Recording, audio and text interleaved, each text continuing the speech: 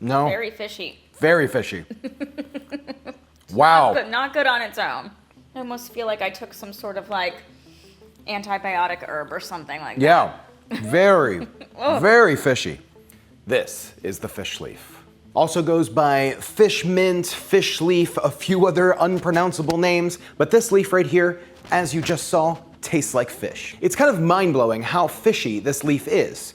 Now, traditionally, this leaf is used to make teas and broths. A lot of times it's used simply as garnish because of its extremely overpowering flavor. So I got this leaf from Wonderlust Nursery. If you want to grow these from a seed or if you want to buy the plants, make sure you head over to the link in the description below. Matt over at Wonderlust was really excited to send me the beef leaf, and he said he had a few other interesting leaves to send me, and he was right. This fish leaf is wild.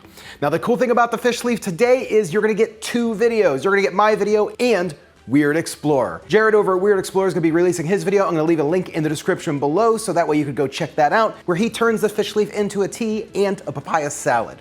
Really excited for his videos. I don't know if you guys checked his stuff out, but it's really incredible. You can always find something new, and I love finding new things. So make sure you check out Weird Explorer and his fish leaf video. This is gonna be a fairly easy one. It's gonna be a fun one. Let's make some fishy seitan. Okay, so to make this extremely fishy leaf into like a broth, the very first thing that we're gonna do is we're just gonna steep this, make it kind of like a tea. Now, the way that I'm gonna do that is I'm just gonna kind of roughly chop it with some of its stems, because I know the stems and roots are also edible of this plant. So let's just give it a real nice rough chop. I'll tell you, even this leaf even has like a very fish-like smell almost. God, it's a very specific plant, I'll tell you that. So all we're gonna do now is we're gonna take 4 cups of water, we're gonna bring it up to a boil, we're gonna add some salt to the broth, just 2 big pinches. Turn the heat down to a gentle simmer and then just add our leaf. We're gonna let these guys simmer for about the next 20 minutes, a very, very low heat. We don't wanna go too much because I have a feeling that if you go a little bit too hot on this leaf, you might get some astringency, you might get some very like leafy kind of flavors that we don't really want. We just want that fish kind of taste. So, okay, our fish leaf is steeping. We're just going to make our gluten mixture. It's gonna be a really, really simple mixture. 1/2 cup Vital wheat gluten, along with 2 tablespoons of glutinous rice flour. Now, the glutinous rice flour, that's the same thing that we're making mochi out of. Mochi is a stretchy, very sticky rice cake, and I'll tell you, it has just like a really beautiful texture. When you add it to like something like gluten, what it's gonna do, it's gonna help thicken that up. So gluten's already fairly tough, but the way that we're gonna cook this is gonna be very different. We're gonna wanna make this almost bread-like. So we wanna add just a little bit more structure to keep it kind of slightly more dense. And then I'm just gonna do a pinch of the mushroom extract. If you don't have mushroom extract, just use some nutritional yeast. You're just gonna add a pinch to it. It's just gonna add some glutamates just to kind of make it just a little bit more savory naturally. And now add 1/2 cup of water and then stir. Should combine fairly easy. I'm not making a very large portion of this because this is just a kind of test, just to try out this fish leaf. Now, adding that rice flour in there did a few things. It's gonna help us with the texture in the end, but it also made the gluten a lot more pliable, a lot more workable. So at this point, I have the seitan fairly kneaded. I cut them into 2 pieces. We're gonna take each one of these pieces and we're gonna roll them up into some parchment paper. You don't need anything too big, and you do kind of wanna roll them fairly tight. You wanna get them as tight as you can get them.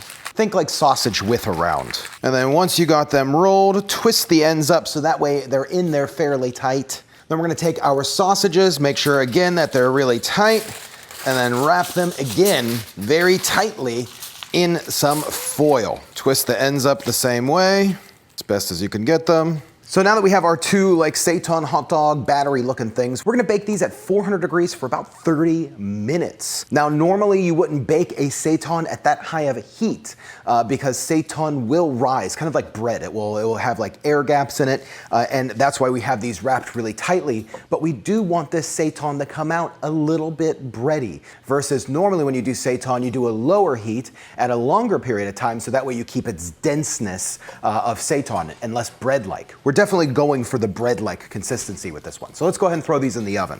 Okay, so these just came out. They should be good. They should be done. Once they go ahead and rest for that 10 or 15 minutes, I'm just gonna unwrap them from their little tubes here, and we should be able to slice them and then soak them.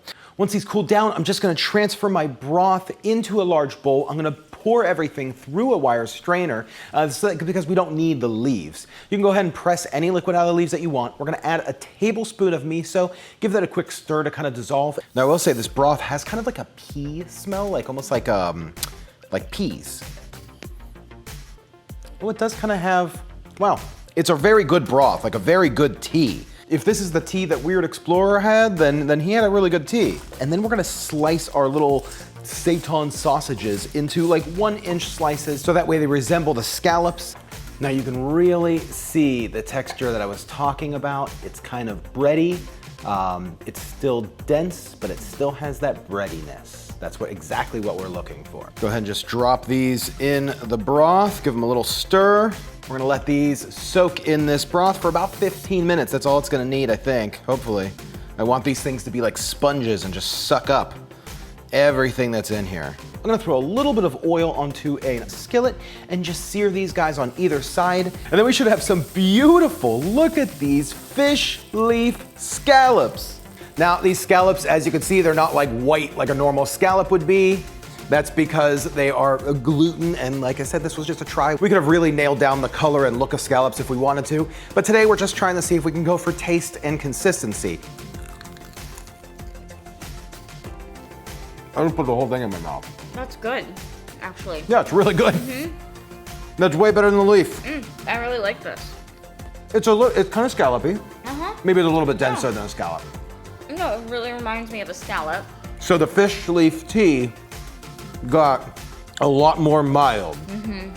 That is great. Surprisingly really good after So tasting good. the leaf. Head over to Weird Explorer to check out his fish leaf video, and make sure you click the link so you can pick up your seeds to grow your own fish leaf or buy the fish leaf plant over at Wonderlust Nursery. Thanks, Wonderlust, for helping me make this video.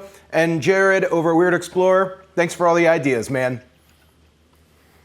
High five. I left you.